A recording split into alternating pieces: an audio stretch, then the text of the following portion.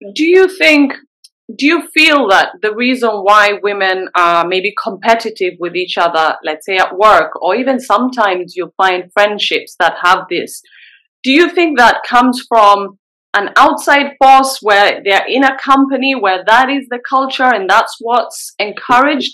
Or do you think naturally they're just women who get their energy from putting down other women? And like, how do we discern? How do we have that kind of discernment? For I mean, it can happen both ways, right? It doesn't have to just be one way. I mean, culturally, there is, it definitely seems that women are, stacked against each other. There's only one spot on the board for a female, right? So it's super ultra competitive. I happen to be the only female on the board that I'm on, right? So there are not a lot of seats open for women. However, and I know this for fact, the more you cheer people on, the more you amplify and help support them, the more opportunities will open up for you. So just because there may only be one seat on that board, maybe that's not the board for you, right? But if you cheer somebody else on and help them along the way, you're putting goodwill out there, showing up as that best version of yourself. That's something to be proud of. And when you show up like that, other people will notice and other opportunities and doors will open for you. But one thing is for certain, there's a very cold place in hell for women that sabotage and set up other women, especially in business, knowing we already are in a challenging situation. So I really discourage anyone to think that trying to cut down another woman is going to help you get ahead. It will do the complete opposite and set you up for failure.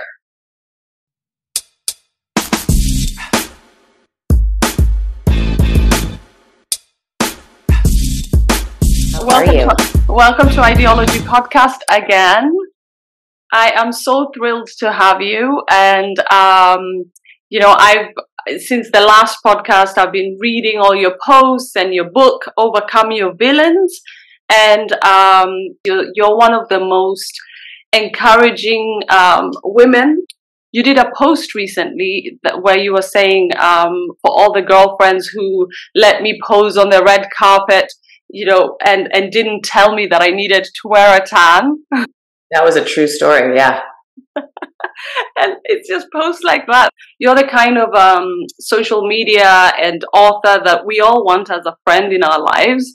So one of the reasons I wanted to interview you was, it's a time of change, right? So we're all trying to change and we all want, to make our resolutions stick. How do you think about resolutions?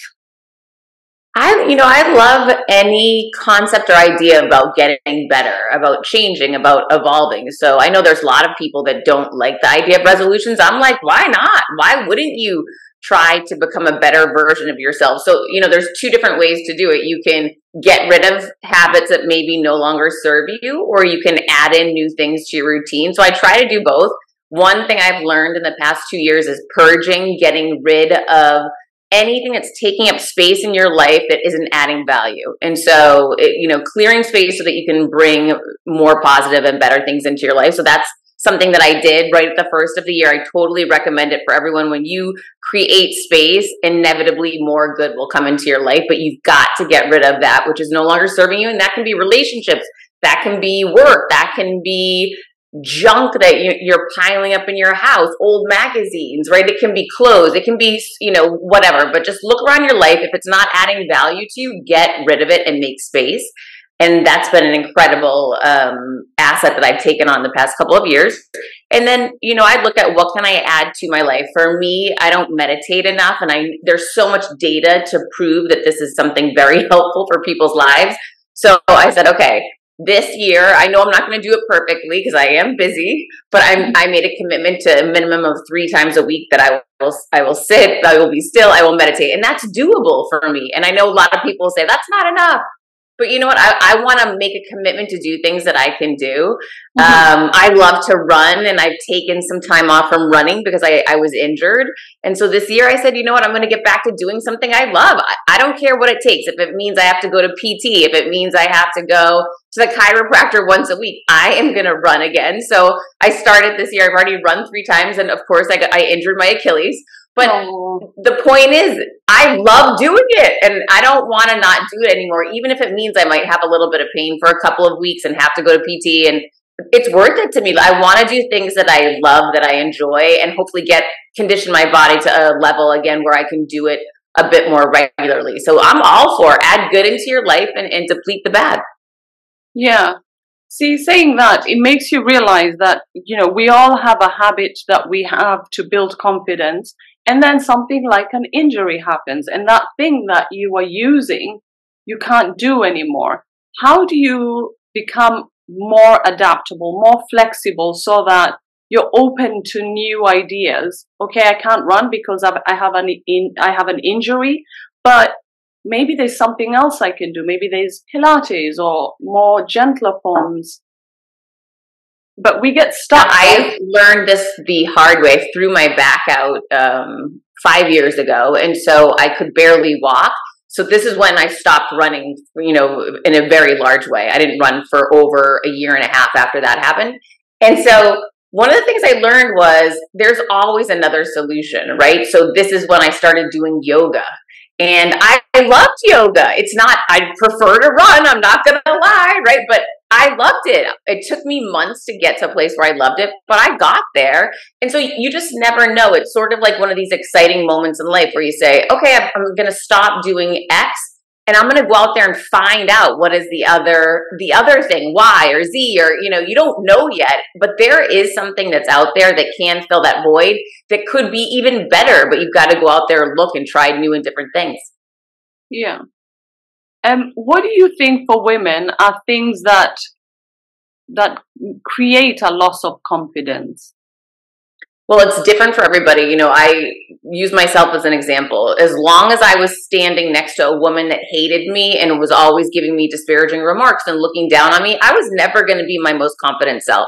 So for anyone that has somebody in their life that's a villain, my book, Overcome Your Villains, if you've got a real life villain in your life, you've got to fire that villain in order to set yourself up to take off. That's number one. Two, you need to express your opinions, right? Oftentimes women keep them to themselves. They don't want to upset others.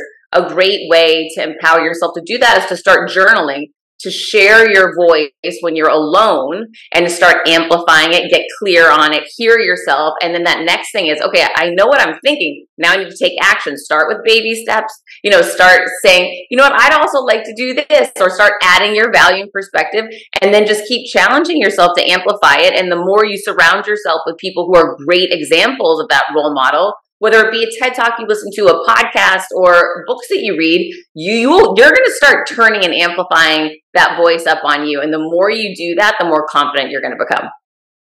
Yeah. Do you feel that the reason why women are maybe competitive with each other, let's say at work, or even sometimes you find friendships that have this, do you think that comes from an outside force where they're in a company where that is the culture and that's what's encouraged? Or do you think naturally they're just women who get their energy from putting down other women? And how do we discern? How do we have that kind of discernment? It can happen both ways, right? It doesn't have to just be one way. Culturally, there is, it definitely seems that women are stacked against each other. There's only one spot on the board for a female, right? So it's super ultra competitive. I happen to be the only female on the board that I'm on, right? So there are not a lot of seats open for women. However, and I know this for fact, the more you cheer people on, the more you amplify and help support them, the more opportunities will open up for you. So just because there may only be one seat on that board, maybe that's not the board for you, right? But if you cheer somebody else on and help them along the way, you're putting goodwill out there, showing up as that best version of yourself. That's something to be proud of. And when you show up like that, other people will notice and other opportunities and doors will open for you. But one thing is for certain, there's a very cold place in hell for women that sabotage and set up other women, especially in business, knowing we already are in a challenging situation. So I really discourage anyone to think that trying to cut down another woman is going to help you get ahead. It will do the complete opposite and set you up for failure. Right. So even if it's really the company culture and it's more, you know, because one of the things I loved is in your book, Boss in Heels, you were saying we all think of a male figure, a strong male figure when we think of a boss, but there's a way to be a strong woman and play being a boss empathetically, right? Yeah, actually, my first book is called Confidence Creator. My company is called Boss and Heels. So that's from my first book, Confidence Creator. So, you know, there is always, you know, a boss doesn't have to just look one way. To me, when I was younger, it was a white man who was older that wore a pantsuit. And people would tell me, you know, there was no chance that I would make it to that level because I was a woman. However, you know, cut to whatever age, I was 30 years old when I first made it in SVP. So no, that might have been a truth for them. It wasn't a truth for me. That, you know, what's possible for you is only known within you. You don't need to accept other people's limiting belief systems or their limitations, which of course everyone has their own, but people don't know what, you know, you are capable of within you. Only you can determine that. And that's why it's so important to listen to your own voice and opinion over everyone. And for women who have lost that voice, maybe because they went through a divorce, how do you reclaim that part of you? Yeah, as I mentioned before, journaling is a really powerful way to do it, first and foremost. Secondly, looking at the negative people in your life and getting rid of them. Taking control of what you're doing with your time. Do things that make you happy. Be around people that make you happy and check in with yourself. If you just went to lunch with someone, how did you feel when you walked in? How did you feel when you walked out? And start really being intentional about what you're doing with your time, how you're spending your days, doing things that are meaningful and purpose-driven for you so you can feel good about yourself. When you help others out, you innately feel better about who you are. If you love art and you spend time drawing, you're going to feel happier, right? These are just very basic things that we need to get back to that people forget about because everyone's in this rat race to get ahead and pay our bills and make more money and date this person or do this or that. But the more that we make ourselves happy and do that next right thing and you know, be that best version of ourselves, those other things will start coming together for us. So one of the things I love is your sense of style. You know, you always seem so stylish. Can you give us style tips? Obviously, every woman has her own sense of style and they need to learn to cultivate it. But how do you think of style and how is your style constantly evolving?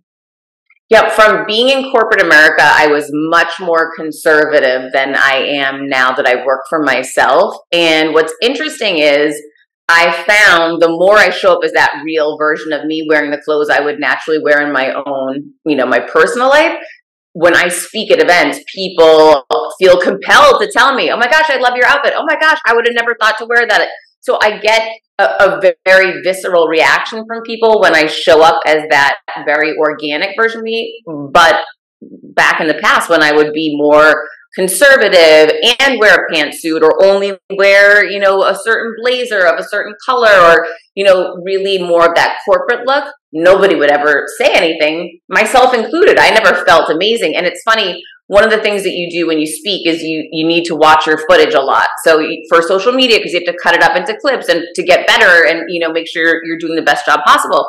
For me, it's so awful when I watch footage of me when I'm not showing up as that organic, you know, real version of me. I say, oh my gosh, why did I dress like that day? That's not something I would ever wear now. So it's been an evolution and it really is steeped in confidence and feeling good about who you are and being willing to take that risk, knowing some people might hate it. And that's okay because I'm not vanilla and I'm not trying to be vanilla for anybody. Right. How do you get to that? Because I have to admit, I struggle with that, you know. I'm still sometimes a people pleaser and I'm in my mid-40s. So when I meet people who are 20-something, who just started in a job and maybe now have a horrible boss, I kind of relate to their need to please. How do you sever that part of yourself? Well, I don't know that you need to sever it, but noticing it is the first thing, right? And you're already doing that. So that's the first step to anything is noticing, okay, I don't like what I'm doing. The next thing is, all right, you've noticed it. Now you need to write down a goal. So in 2023, I've decided I'm going to end being a people pleaser. That was me in 2022. In this new year, I am not going to be a people pleaser. Then get specific. What does that actually mean? What does that look like? I am going to create boundaries. And when someone asks me to do something I don't want to do, I'm going to let them know, I really appreciate that you've asked me to do that. However, that doesn't work for my schedule. Thanks for understanding. Right? Start giving yourself solutions. Start practicing what it looks like. Define it like you would any other goal. Just like if you wanted to lose 5 pounds, you'd say by next, month, I'm going to lose 5 pounds. Here's how I'm going to do it. I'm going to eat, 200 less calories a day. I'm going to work out, whatever it is. Get specific. What's the goal? What does that look like? What does that mean to you? What are some of the things that you're actually going to implement in your life, and start practicing it so that the next time you're in the situation, you immediately know how to handle it. Right. So I've had a few more female followers who are younger, and one of the things they say is they really want to hear from, us in our 40s. How do they stay confident when wanting to get their boyfriend to propose, and they're in a different time in their life when they almost have to be cognizant of what the male perspective is and what the man is looking for. And I think these conversations now, because of the podcasts that are in that space, a lot of women are more self-conscious of making sure that they're almost not being too dominant. So what would you say to women who are now trying to reconcile, how can I be myself and be feminine and still attract, keep the man I have attracted to me? Do you think that's a thing that we dealt with, or this is like a new thing that men are talking about now? No, I definitely think it's something I've dealt with my entire life. I've been told by so many people that I am too strong, I'm too vocal, I'm too successful, and that turns men off. I just recently was told that by an NFL player I had on my show, right? So I hear that all the time from people. Here's what I know. I'm divorced, and I just ended an engagement 2 years ago. So I just broke things off with my fiance, and I'm single now. And here's the thing. I want to show up as the most real version of me all the time, because that's who they're ultimately going to get. So if you are dialing down who you are to marry someone, you're screwed. It's not going to work. That's not your person, right? When you find your person, they're going to be cheering you on that you are bigger and bolder. They're going to love that about you. And to be feminine, femininity is really about receiving and being able to accept help and be able to accept compliments. And that's something that I've been working on my whole life, really, is getting better at that. And that's a great thing to work on, right? Why not allow others to help you? Why not be supported? And if that's something you've struggled with, then start today with an intention that you are going to start receiving help. You are going to start receiving support from others, and make that, something that you want to work towards. It's definitely something that is very high on my intention list every day. So when you've mentioned a few things that you're wanting to work on, would you suggest that, people who are working on their resolutions actually go inward and get in touch with all of the things they want, but why they want it? So let's say you want a relationship. Unless you know what that relationship looks like and what you want, why you want that at that stage in your life, like maybe you're just doing it because you don't want to be alone, or you don't want to go through the growth that it takes to be single. How does someone get in touch with that? Because I feel like so many women now are busy. They haven't had time to actually deeply reflect on what their patterns are, what their archetypes are, or just anything that gets them in touch with that mental space. Yeah, I go back to journaling is one of the most powerful ways to get in touch with, your inner thoughts, because no one is judging you. You're the only one seeing it. Praying is another great way to really get in touch, to ask for help, to ask for guidance. And again, if some people don't have a spiritual relationship with God, maybe they're asking the universe for that direction. But just to be asking and praying and reflective. And again, these are routines and habits that you can create every day. They will not hurt you. They will only help you moving forward. Let's talk a little bit about parenting. How do you maintain, that balance of, having a high demanding career and parenting? Because you have a son, right? Yeah, I have a 15-year-old son, and I'll tell you, it's much easier when they're older. You know, when you have an infant or a toddler, it's very, very hard. It just is. You know, it's much easier now that I can send a text to my son, not going to make it home for dinner. I left everything in the fridge. Go ahead and pull that together. Get your homework done. Great. And he can communicate back. Thanks, Mom. Okay, I'm on it. Don't worry. Like, it ends up being an empowering situation where you're boosting their confidence because they know they can care for themselves. So the truth is, it is easier when kids get older, but anything really before, gosh, you know, 6, 7 years old, it's a struggle. Gosh, I don't miss that at all. I remember my son throwing up and we're home alone and I had no one to help and I had to get to a doctor, you know, and I had work. It was just, that was a chaotic, really challenging time. However, you'll get through it. And when you do, you can look back and say, oh my gosh, what a blessing the way I have it now. That's what I think of all the time now that my son's 15 and, you know, he's a great athlete and he has lots of friends and he's really into his health and I'm so proud of him. And I just think, wow, it was so hard for years when he was little and now it's just such a great time. So, you know, enjoy the moment that you're in. When it's a struggle, you'll get through it and that will give you strength for the next thing. And then when you reach those moments in time where things are going really well, just, you know, really enjoy that blessing in the moment. Oh, I really love that. So would you suggest to women to see their life in stages? You know, you can't compare your stage as a mother of a toddler with a woman who has older children, right? No, of course not. No, I mean, that's just, and you can't compare your situation with a child that has autism or one that's, you know, has a broken leg currently, right? There's all different struggles and challenges in anyone's life, and they're all temporary for the most part, right? Because you're going to become more adept and in tune to a child as you are a parent for years and years and years, and you're going to feel more confident as a parent and understand that it's going to get better. But, you know, in these moments where things get scary or hard, you know, people want to throw their arms up and give up. And that's the key, is to look back and say, wait a minute, I've been through other hard times before. I remember when I thought this was going to kill me or this wasn't going to work out or I didn't know how I'd get through this, you know, divorce or breakup or termination or whatever it is. And then you look back and you say, oh no, I got through that. Okay, then guess what? I'm going to get through this too. And this is temporary as well. Yeah. Oh, that's so good. So helpful. I was just thinking, actually, the last time you were on the podcast, we just gotten through lockdown and, you know, you were telling me about having to homeschool and how hard that was and you couldn't, you struggled with it. Mm-hmm. So it's even just looking back to 3 years ago, we got through so much. Oh, I talk about that still to this day all the time. It drives my son crazy. That was a very, very hard time for me. I was living at the time in a very small condo, 2-bedroom. He was doing homeschool in one room. I was working, doing virtual speeches in the other room. It was a disaster with noise. It was very, very stressful. And I'll tell you, I never let him forget that. I bring it up all the time and he doesn't really enjoy that, but I like him to remember, oh my gosh, think about how much harder this was. You didn't have sports. You didn't get to see your friends. Look at your life now, buddy. I tell him all the time, I'm like, we have the best life. We just get to go outside whenever we want.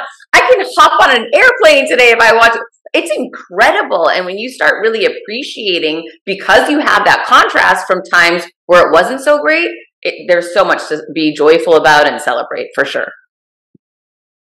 Well, so you work for yourself, so obviously you have freedom.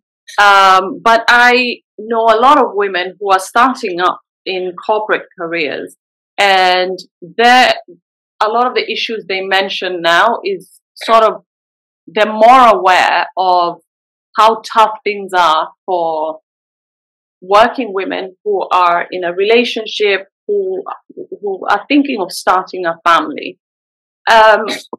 How would you advise them to think of their working life so that they can actually make their marriages successful and possibly, you know, balance their work and life better than, you know, previous generations of women? Well, what's important is to find the right employer, right? So you want to share what is important to you, what your expectations are clearly, and communicate effectively on the front end. right? Set those expectations. I don't work weekends. I don't work nights. I have a home life and a life outside of this work. I want to be clear on the front end here that this is what I'm entering into, and this is the type of culture that you foster that people have. Because listen, here's the thing. Some companies would tell you right then you're not our person. We want people here 7 days a week. I want people here at night. Just tell the truth. That's the most important thing you do. You will find another company that will have a culture that is more in line with what you're looking for. The biggest mistake you can make, and this is the same thing I said about dating, don't pretend to be somebody else to get the job or get the guy. That will cost you the job in the end and cost you the relationship in the end. Be the real version of you. Communicate what you need and what you want on the front end. And when you do that, the other person has the opportunity to say, that works for me, or that doesn't. And you're going to save yourself a lot of time, anguish, and upset by doing it that way. Oh my God, that is so simple and so radical though, right? Like you're never told that. We're almost taught in interviews to say all of the things that we need to say to get the job and then deal with whatever circumstances present themselves. And the same for relationships. I mean, that sure is one way to approach it, but I mean, I can just tell you from having done it the right way and the wrong way. I recently walked away from a relationship because I said what I wanted, and that person said, I just don't know that I can do that. And I said, well, then it's over.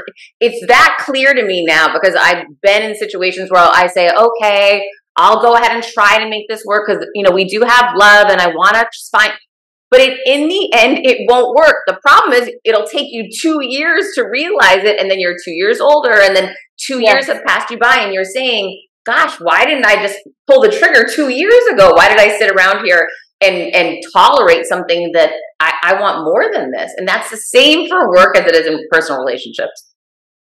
You know what? I'm so glad that you say that because I think, there's a lot of podcasts now that talk about relationships, and it's almost as if you're supposed to settle, and especially more so if you hit your 40s.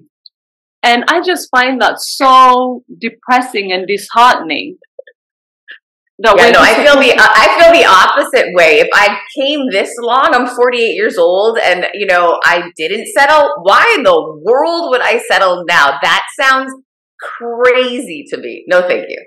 What about the people who say, look, it depends on the person? Like, for example, I think most women want a man who'll spend time with them, right? Like someone that's mentally, physically, emotionally present for you, as well as, the romance or whatever else.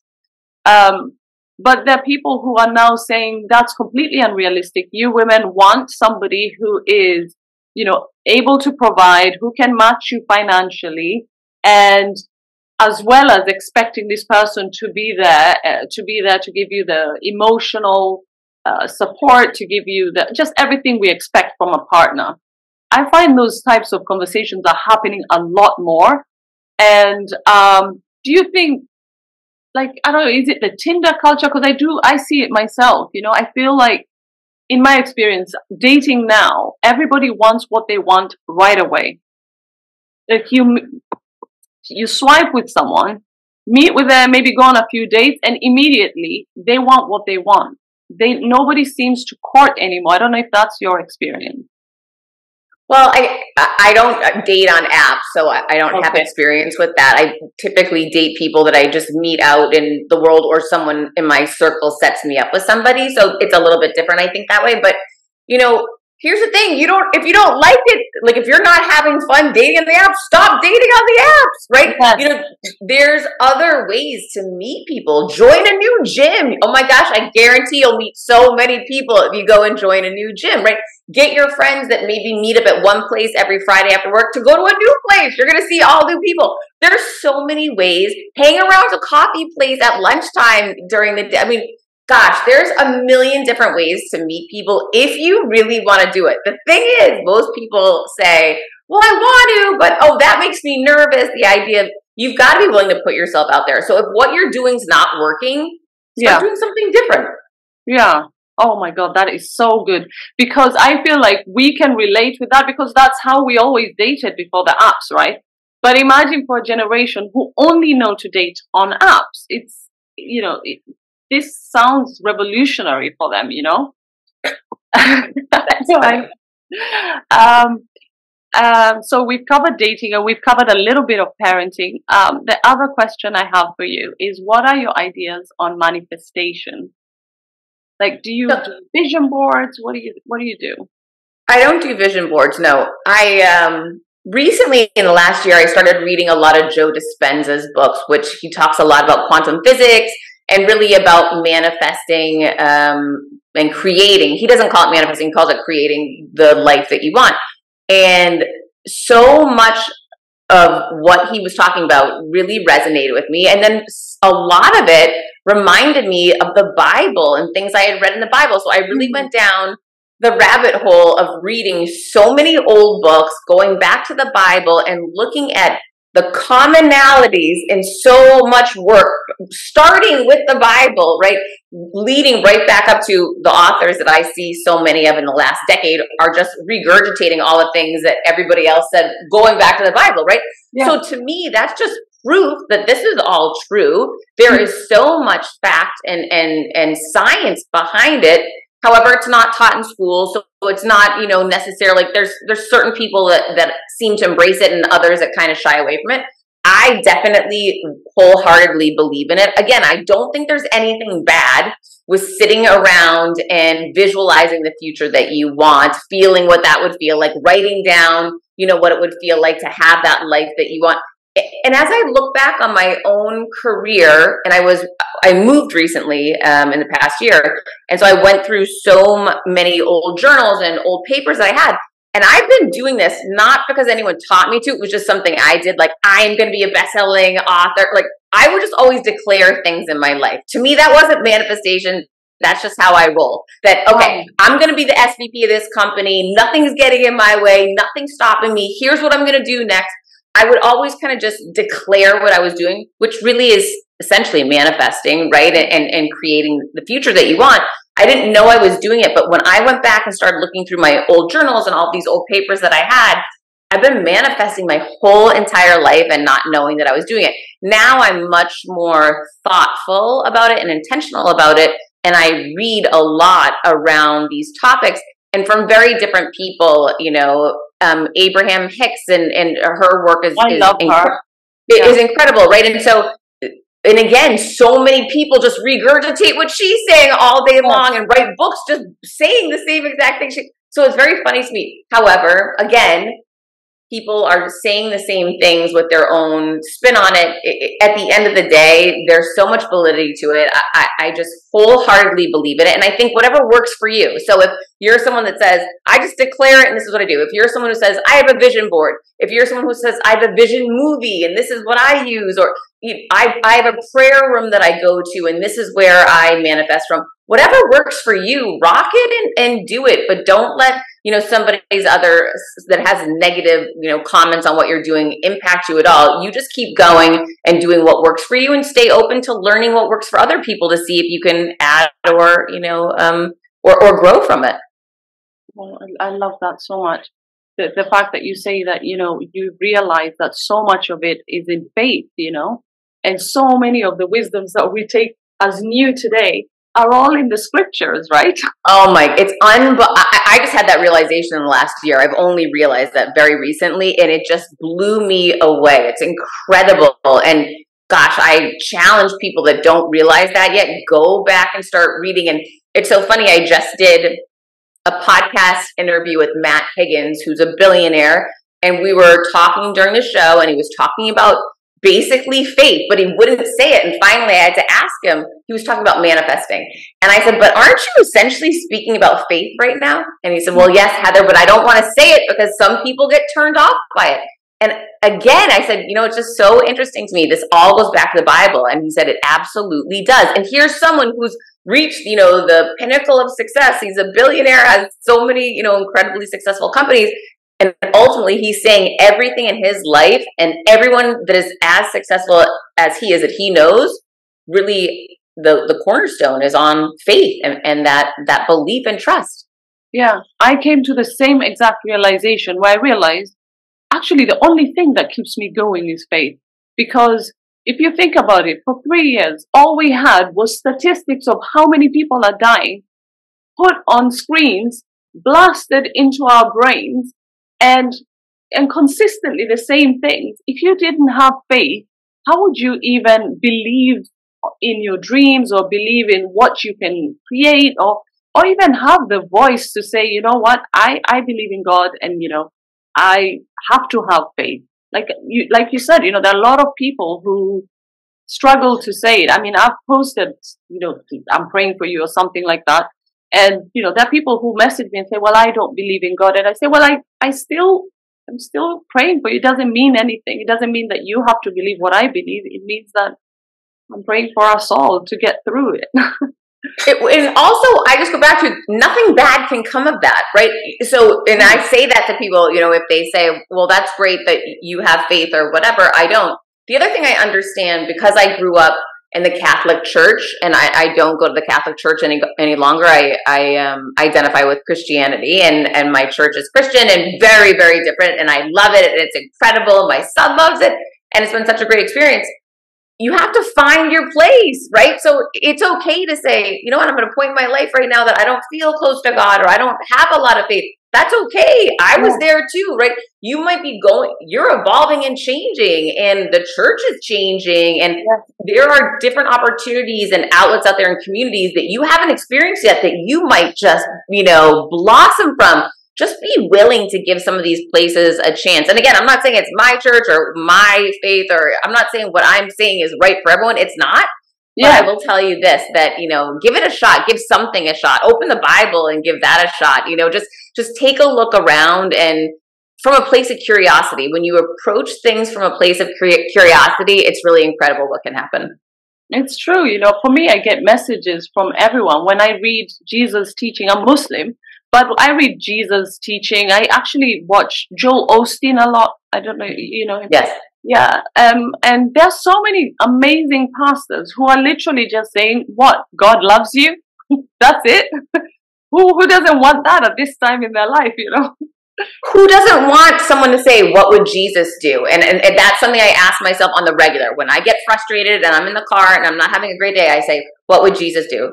Jesus would give you love. Jesus would give everyone love. I'm going to let the person go ahead of me. Suddenly, everything shifts, because I just say, I can do better than what I'm doing right now. And when we start thinking like that, it makes the world a better place. I have so enjoyed talking to you, and I thank you so much. I want to really just thank you for the encouragement that you give us women. You're so consistent with it. Literally every day you post a couple of posts, and it's so needed. There are times when it was really hard, and just sometimes seeing you post something so uplifting reminds me, and I'm sure a lot of other people, that we don't have to compete. We can support each other's projects and really try a different way. Well, thank you for supporting me. When I hear from people like you, and I see people like you supporting me, it just tells me I'm on the right path. So I wouldn't be doing what I'm doing if it wasn't for you. So thank you. Thank you, Heather. We'll stay in touch. Absolutely. Thank you so much for having me today. Thank you. Speak soon. Bye. Take care. Bye. Bye.